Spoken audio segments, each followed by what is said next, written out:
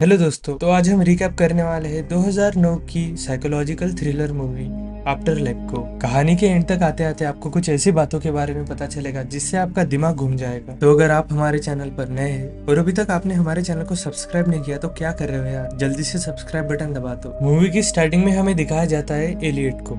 Elliott मरे हुए लोगों का अंतिम संस्कार करता है ताकि उनके अंतिम संस्कार की रस्में ठीक से निभाई जा सके। लेकिन जिस तरह एलियट उन मरे हुए शरीरों से बात करता है और उन्हें प्यार से एक दोस्त की तरह तैयार करता है, उससे हमें समझ आता है कि एलियट ये काम कई सालों से कर रहा है। इसके बाद हम एना के बारे में जानते हैं, जो एक प्राइमरी स्कूल में टीचर है। उसकी जिंदगी उसके बॉयफ्रेंड पॉल से कैसे जुड़ती है ये तब पता चलता है जब एना जिंदगी और मौत के बीच में फंस जाती है। फिर हमें दिखाया जाता है कि एना और पॉल के बीच में नजदीकियां बढ़ रही है। पॉल इस पल को बहुत एंजॉय कर रहा होता है, लेकिन एन बिल्कुल भी एंजॉय नहीं कर रही होती है। पॉल एन से पूछता है कि तुम्हारी क्या प्रॉब्लम है, लेकिन एन कुछ बताती नहीं। एन एक स्कूल टीचर होने के साथ साथ उसके जैक के साथ रिलेशन बहुत अच्छे हैं। आगे हमें दिखाया जाता है कि एन को स्कूल में कुछ अजीब महसूस होता है। स्कूल खत्म हो जाता है और एन को जाना होता है, लेकिन बाहर जैक खड़ा होता है। एन उससे कुछ नहीं कहती। एन पूछती है कि क्या मैं तुम्हें घर छोड़ दूं, लेकिन जैक कहता है मेरी मम्मी मुझे लेने आने वाली है। इसके बाद एन मेडिकल स्टोर जाती है और कुछ दवाइयाँ लेती है। उसके बाद वो एक ब्यूटी पार्लर में जाती है और अपने बाल रंगवाती है। इसके बाद वो अपने पियानो टीचर के फ्यूनरल में जाती है। वहाँ भी इनको कुछ अजीब लग रहा होता है। उसे लगता है कि उसके पियानो टीचर अभी भी सांस ले रहे हैं। यहाँ एलियट मौजूद होता है और वो इनको इस तरह से अजीब हरकतें करते हुए देखता है। शाम को इनका बॉयफ्रेंड पॉल उसे डिनर के लिए बुलाता है। पॉल आज उसे प्रपोज करने वाला होता है और उसने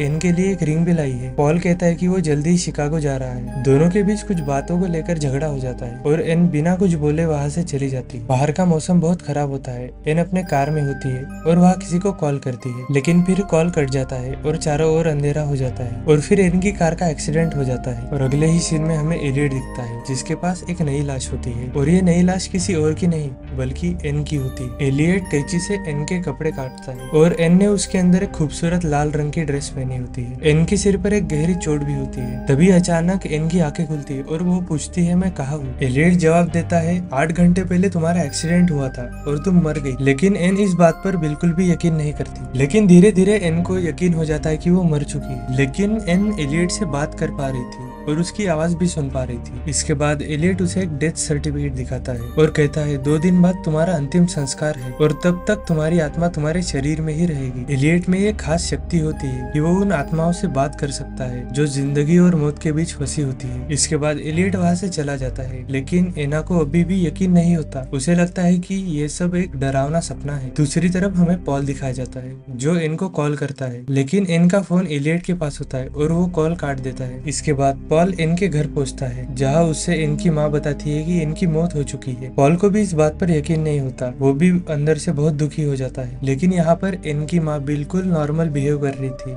जैसे कि उसे इस बात से कोई फर्क ही नहीं पड़ता। उधर एलियट इनके शरीर को अंतिम संस्कार के लिए तैयार कर रहा होता है। शरीर को चोटें तो लगती है, लेकिन इनको कोई दर्द महसूस नहीं हो रहा होता। इसके बाद एलियट इनकी गर्दन में एक इंजेक्शन लगाता है जिससे उसका शरीर रिलैक्स हो जाता है। फिर इनकी माँ आखिरी बार उसे देखने आती है। जाते जाते वो ये कहती है कि इनके बाल दोबारा काले कर देना, क्योंकि लाल बालों में वो बहुत अजीब लगती है। इसके बाद पॉल आता है इनकी बॉडी को देखने के लिए, लेकिन एलियट उसे अंदर नहीं जाने देता क्योंकि सिर्फ फैमिली मेंबर्स को ही डेड बॉडी को देखना अलाउड है। तभी एन उठती है और पॉल को जोर जोर से बुलाने लगती है, लेकिन उसकी आवाज हल्की होती है और पॉल तक नहीं पहुंचती। जब पॉल चला जाता है तो एन पूछते है तुमने मुझे पॉल से मिलने क्यों नहीं दिया। एलियट कहता है तुम्हारी आत्मा जल्दी ही तुम्हारे शरीर को छोड़ देगी, लेकिन अगर तुम अपनों से जुड़ी रही तो तुम्हारी आत्मा यही अटकी रहेगी। एन को शक होता है कि एलियट पागल है और उसने उसे कोई ऐसी दवा दी है जिससे उसे कुछ महसूस नहीं हो रहा। दूसरी ओर हम देखते हैं पॉल पुलिस स्टेशन में अपने पुलिस अफसर दोस्त से मिलता है और एन से मिलने की इजाजत मांगता है, लेकिन उसे मना कर दिया जाता है। उधर एन अकेली होती है जिसे वो घबरा जाती है। वो एलियट पर हमला करने की प्लानिंग करती है, लेकिन एलियट बच जाता है और एलियट फिर से कहता है कि तुम मर चुकी हो। एन इसे मानने के लिए तैयार नहीं होती क्योंकि वो अभी भी सांस ले रही होती है। रात को एन को एक सपना आता है जिसमें वो खुद जैसी एक डेड बॉडी देखती है। इससे सवाल उठता है कि अगर वो मरी हुई है तो उसे सपना कैसे आ सकता है। वो गुस्से में आकर चीजों को तोड़ने लगती है। अगले सीन में पॉल को भी अजीब सपना आता है। वही एलियट पेट्रोल भरवाने जा रहा होता है और